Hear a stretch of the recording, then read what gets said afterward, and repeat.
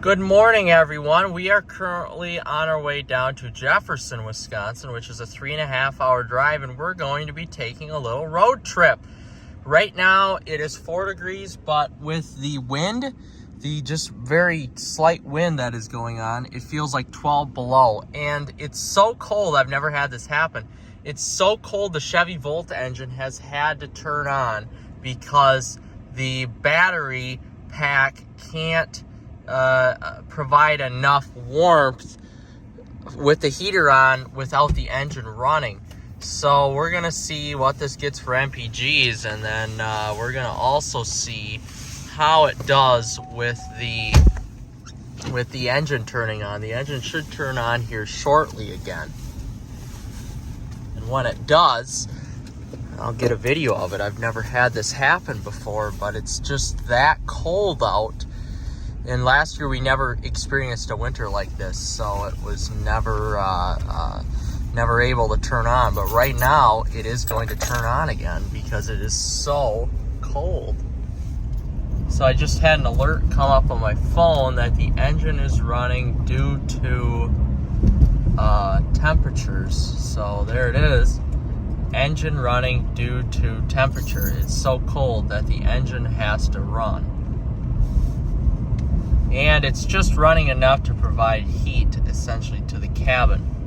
And that's it. It's not actually doing anything for the electric power, but it's just running enough for the cabin heat in here, which the cabin heat isn't even on that high right now. We are stuck in stop-and-go traffic here on I-94 or I-90, so I-94. So I figured I would do a little volt update here from this morning. So the temperature down here is 23. When we left, it was about 4 degrees with a 12 below feels like, and that had the effect of kicking on the engine because it was just so cold. So we're going to take a look here. Again, another long trip down to almost the Milwaukee area. So this trip is probably going to be, it'll be over 500 miles. So trip B here, we've used 7.6 gallons and we've averaged 34.6 miles per gallon with the electric range. So if we look at this is actually from the start here. We've gone 266.9 miles. We've used 7.69 gallons of gas, and we've used 247.3 miles have run on the gas, and only 19.7 have run on electric. So you can see just how much of an effect running the electric mode has in the wintertime on electric range. Usually in the summer, I can get anywhere from 30 to 35 very easily. But right now, because we're using the heater and it's just so cold out, we're getting about 19 to 25 tops, if that. So it's not great right now for energy usage in terms of the battery. And that's just what happens with plug-in hybrids or electric vehicles. You just don't get the range that you need out of them in the wintertime, especially when it's, you wake up and the feels like is 12 below zero.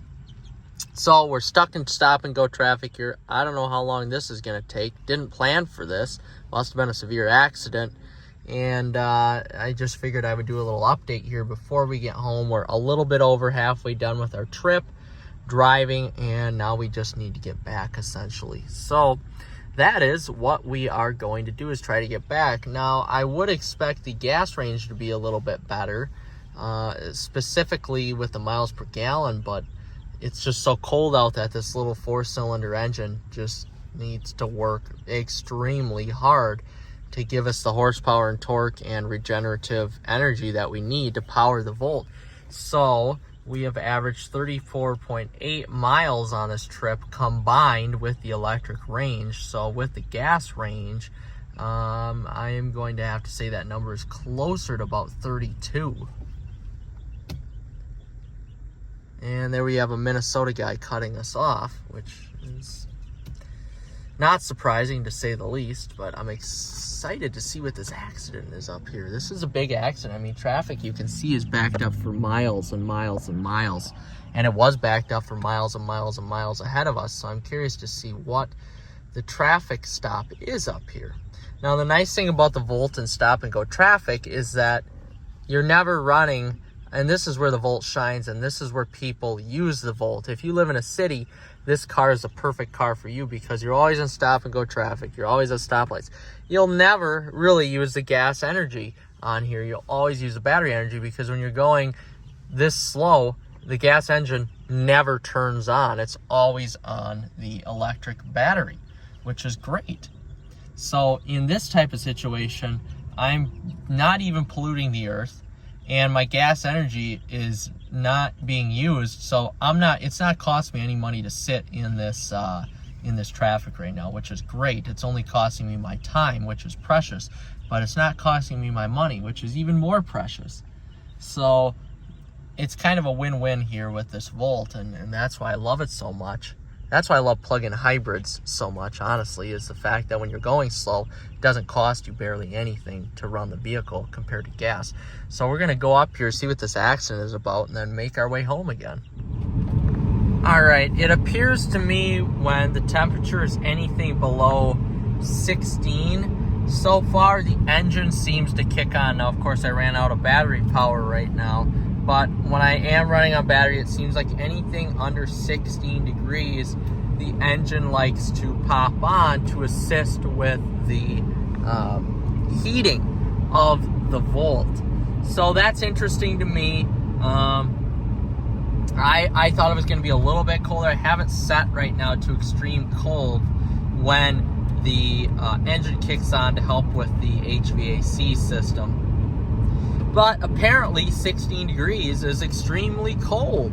So we've learned our lesson there. Now, it does help in the morning. I preconditioned this battery 10 minutes before I actually drove it this morning, and that seemed to help a lot in terms of heating the vehicle. Now, I may precondition the vehicle now even longer, maybe 15 to 20 minutes while it's plugged in still, just to get the batteries preconditioned for the cold and the temperature and whatnot going forward. But just to finish up this round trip here review, I have today, well, I guess let's go from the morning. I have done 527.4 miles, and 21.7 of that has been on electric range, and 506 now has been on gas range. A lot of it highway driving. I have averaged 32 miles per gallon with that battery range. So 16 and a half gallons divided by 506 basically is going to almost get you right around 30 to 31 miles per gallon. So about 31 miles per gallon. Not great, considering. I guess what I've learned so far in Volt ownership in cold weather this fall and now going into the winter is that the colder it gets, the more the engine, A, has to run, and B, is less efficient. Again, you're dealing with a 1.4 liter naturally aspirated engine, 4-cylinder engine up front here. So it's trying to power this whole vehicle, and it's powering it via the Voltec battery system. So what I would normally get if I ran out of battery power in the summer when temperatures are good, 60 degrees plus, 70 degrees, 80 degrees, something like that, I would get anywhere from 35 on the highway or interstate. I get anywhere from 35 to 40. And right now I'm getting right around 30 to 32 miles per gallon. So the cold factor is a real thing, folks. I can't stress that enough, how much the cold affects these vehicles, and not necessarily the Volt, but other vehicles as well. Any ICE-powered vehicle or battery-powered vehicle, the cold is going to affect tremendously. And I saw that in my truck. I see that in my Jeep SRT. I see that in my girlfriend's AMG GLE. It negatively, the Durango RT Tongo, it negatively affects any engine. The cold does. Now it gives you more power, but it makes it more thirsty for gas. So really on this trip, 32 mpg combined, guys, not great. And that's one of the Volt's downfalls, is the first gen of the Volt's downfalls is that even in the summertime, the gas range is not great. The gas regenerative power is just not great with the Volt, even at 35 to 40 mpgs. You know, you'd want to see that number maybe around 45 to 50 mpgs. And